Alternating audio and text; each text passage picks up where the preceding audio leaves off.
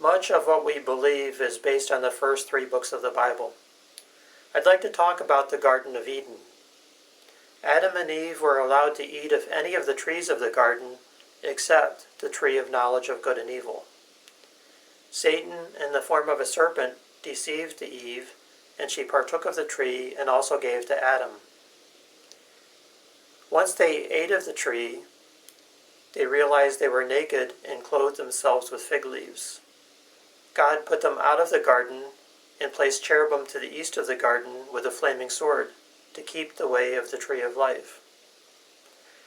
Now it seems that the purpose of the cherubim is to act as security guards to keep Adam and Eve from getting back to the tree of life. Now there's something about this that bothered me. And then I realized that the sword often represents the Word of God in the Bible. Could it be that the cherubim were messengers with the Word of God? They are to slay Adam and Eve so they could get to the tree of life? This made some sense to me, and it makes a lot more sense once I put the rest of the pieces together. Let's go back to the beginning of the garden. Adam and Eve were allowed to eat of any of the trees of the garden. Now let's consider that there's many figurative things in the Bible. Much of the Bible is written figuratively. What if these trees are figurative rather than literal trees? What would be a tree of life, literally anyway, or a tree of knowledge of good and evil? So if they're figurative trees, let's say these other trees that they're allowed to eat of are figurative trees. Now to eat of a figurative tree, I would say, would be to partake of their message. Eating spiritually is partaking of the message. So they were allowed to eat of any of these messengers in the garden, but don't eat of the tree of knowledge of good and evil. Now if these trees are messengers, what's this tree of knowledge of good and evil? Well, it's Satan that wanted them to eat of that tree. Seems to be something to do with Satan's message. A tree of knowledge of good, that seems to be, I would say that if there's good in a message, I would say that's truth. If there's evil in a message, I would say that's error or falsehood, deception, that kind of thing. How much error, deception, or falsehood does it take to turn the truth into a lie? Not very much. So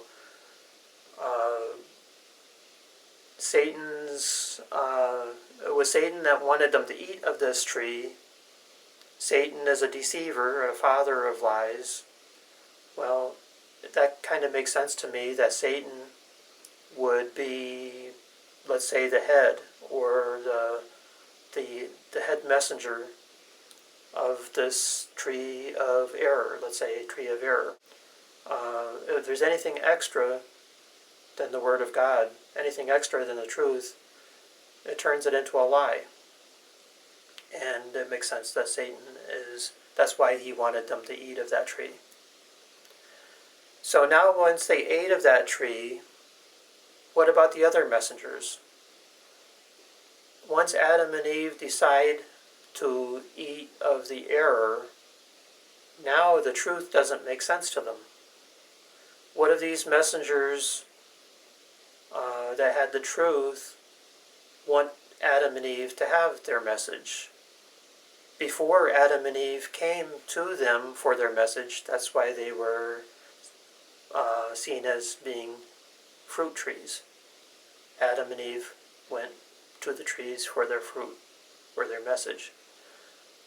Now that Adam and Eve chose a different message, the message of Satan, message of error, now the truth doesn't make sense to them, and it seems to me that that in itself makes it so that those fruit trees are now cherubim with flaming swords. Adam and Eve are afraid to approach because the message isn't what they have accepted.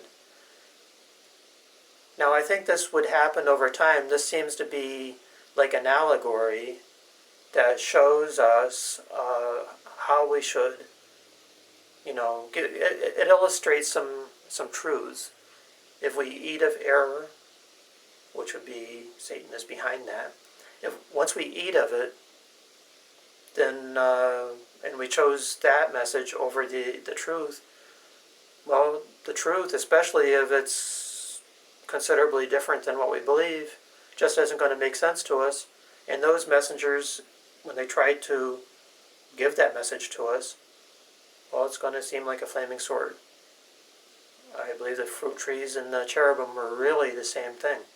It's just a difference of going to the messenger to take the fruit, or the messenger having to go after you, like as if with a flaming sword. Same message, I believe. Now, maybe we can add a little bit more to this to see if it still makes sense. I have reason to believe that the tree of knowledge of good and evil was represented by a fig tree. Jesus cursed the fig tree that wouldn't bear fruit, that wasn't bearing fruit, so that wouldn't bear fruit anymore. I believe that this is related. There's a book that didn't make it into our Bible, but it's an ancient writing called the Book of Adam and Eve, and supposedly it's dated to be before Christ. Well, anyway, that writing makes it clear that the tree of knowledge of good and evil was a fig tree. Okay, now, Adam and Eve, once they ate of the tree of knowledge of good and evil, let's say that's a fig tree, clothed themselves with fig leaves. Well, what are these fig leaves from this tree of error, from this fig tree? Well, my feeling is that the leaves of a tree are like its garment. Without the leaves, the tree would be naked. So to clothe yourself with fig leaves, well, they're not literal leaves, but what a garment, I believe that what a garment represents is our beliefs, our doctrines, the things that we believe. We are clothed with our beliefs. The fine linen of the bride in Revelation is the righteousness of the saints. Now, there's something about this that gets into another big discussion, but if the garment represents, we wash our robes in the blood of the Lamb, right? What are these robes? I believe that these garments, the robe, the fine linen, those kind of things, relate to they represent our belief system.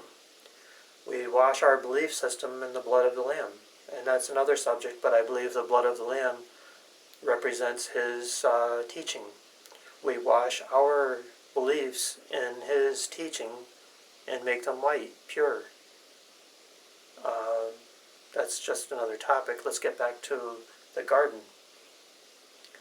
If the leaves are the tree's garment, and if the garment is the belief system, and the tree of knowledge of good and evil is the fig tree, putting it together, you have that the leaves of this tree is its belief system.